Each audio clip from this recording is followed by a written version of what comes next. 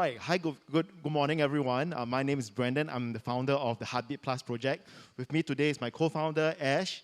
And on behalf of the team, I would like to present and lead you through our mission to empower seniors to empower seniors so that they can actually share their skills and experience as well. Yep. We found that 2020 and 2021 was actually a very difficult year for our seniors. Besides the health risks, they were also affected by many parts of their successful aging as well. And in one senior organization alone, we found that 80% of its 1,000 senior volunteers were actually excluded after the health notice to ask them to stay at home. Furthermore, as we know, Singapore is going towards a silver economy. One in four Singaporeans will be heading towards that age of a senior as well. So how can we actually find a solution to actually complement our senior in successful aging? Through the HeartBid project and the platform that we create, we actually plan to actually create this platform that our seniors can actually share their knowledge and skills through auction campaigns and auction gamification.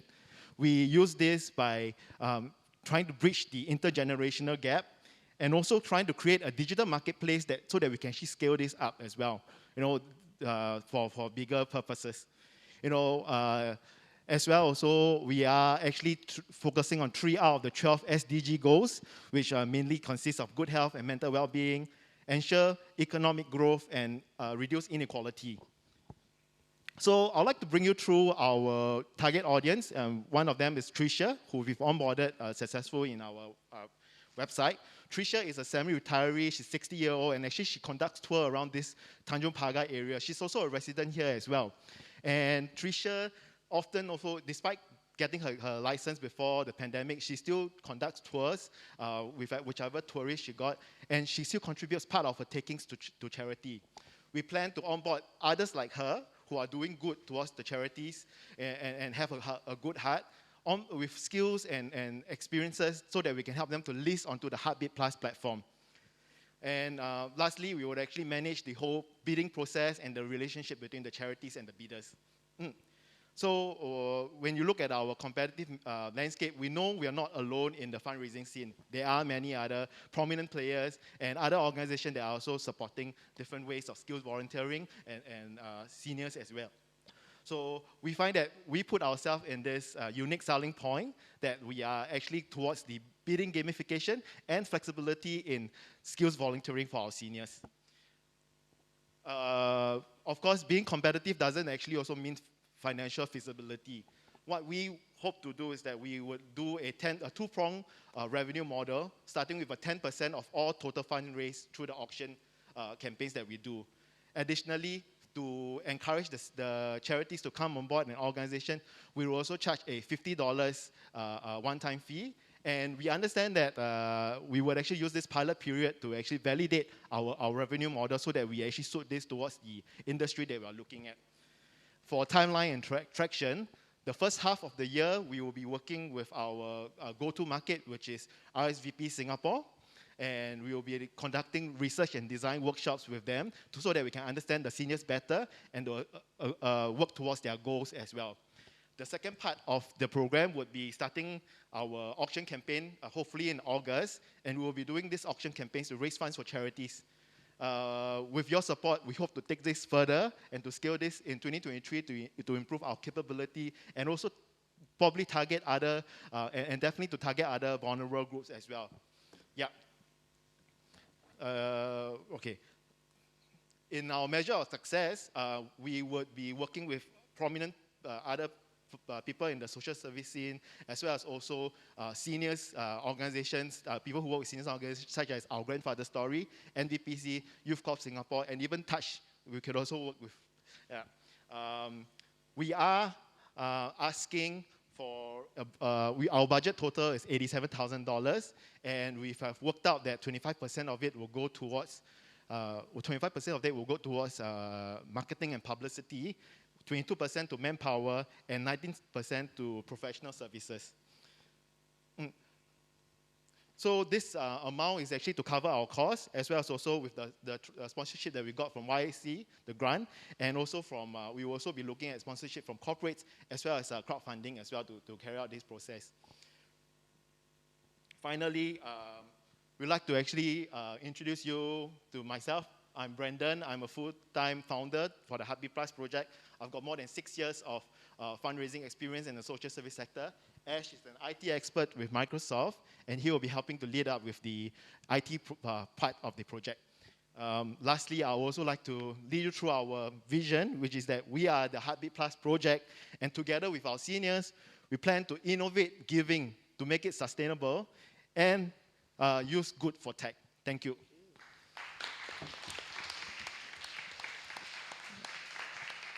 I think it's technology for good, using technology for good. Yeah. Thank you very much. Hi, my question is around your ask for the funding, the 87K. How long is that supposed to last you till you start getting revenue from partners and vendors? And then how much on average do you expect that your expenses would be in a year? Thank you, Ms. Jesslyn. I'll take the question. Yeah.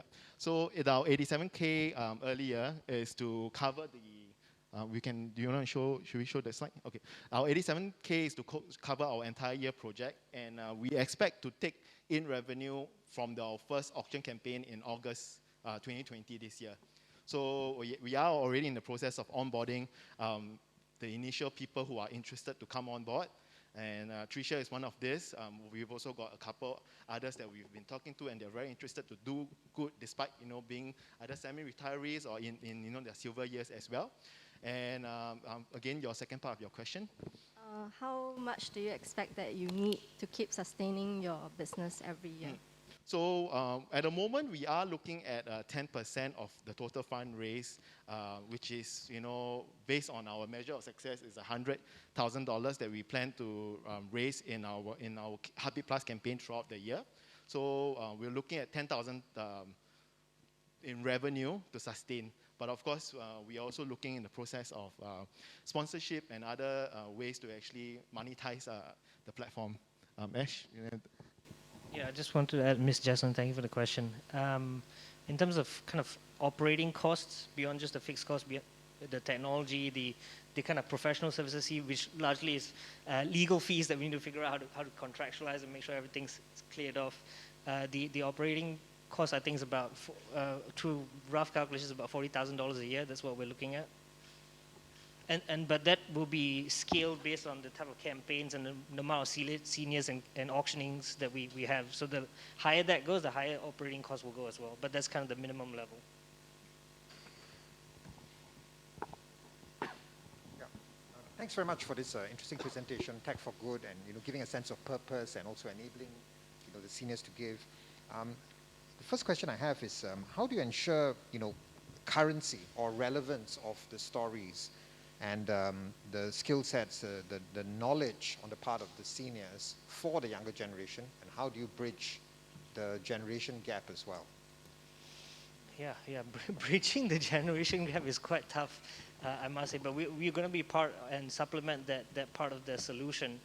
I think with seniors, like one of the teams mentioned before, it's about empowering them to look them as part of the solution than just being a helpless participant to successful aging, right? They can be part of that solution. So we're providing skills and knowledge.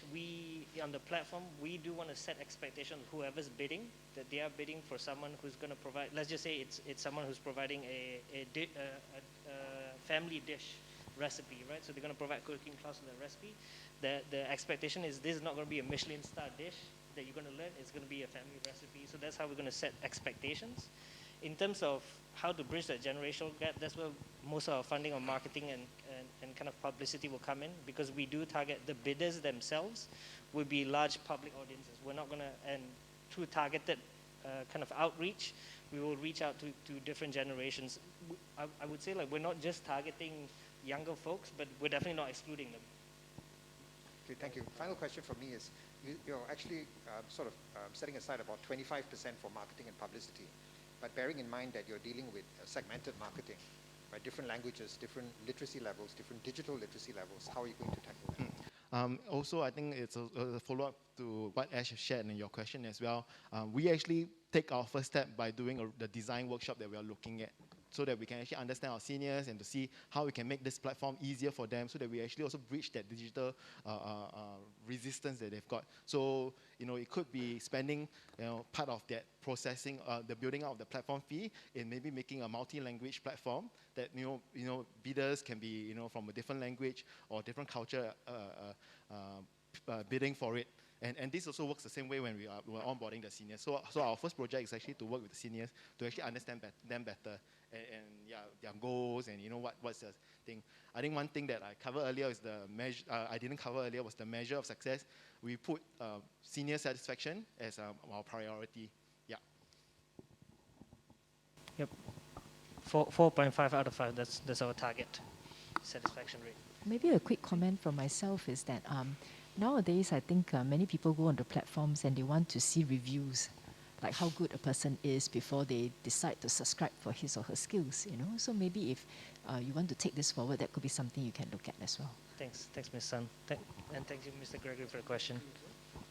I think while we want to tap on the tacit knowledge, right, of seniors to be able to give back, one consideration could also be potentially you may need to upskill them.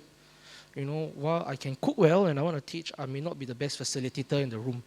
So part of making it engagement, and I think part of the sustainability plan, you want to consider also the quality of program. Potentially, you may need to upskill them here and there. Thank you, Kara. We were actually debating that quite a lot. How do we set expectations?